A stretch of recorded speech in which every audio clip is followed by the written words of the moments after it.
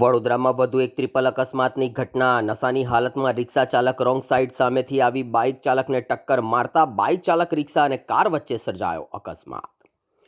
વડોદરામાં દિવસે ને દિવસે અકસ્માતોના બનાવમાં નોંધપાત્ર વધારો જોવા મળી રહ્યો છે.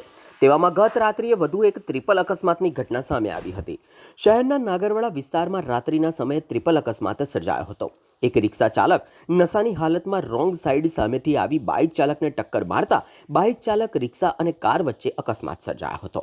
બાઇક ચાલક અને તેનો નાનો પુત્ર અકસ્માતમાં ઇજાગ્રસ્ત થયા હતા. તપાસ દરમિયાન રિક્ષા ચાલક દારૂ પીધેલી હાલતમાં હોવાનું સામે આવ્યું છે.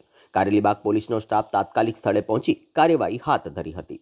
અકસ્માતમાં ઇજાગ્રસ્ત બાઇક સવાર પિતા પુત્રને સારવાર અર્થે એસએસજી હોસ્પિટલ ખાતે લઈ જવામાં આવ્યા હતા.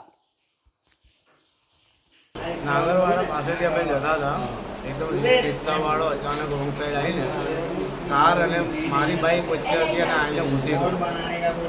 મારા છોકરાને પણ વાગ્યું છે, મને પણ વાગ્યું છે. મારી ગાડી ટોટલ લોસ થઈ ગઈ.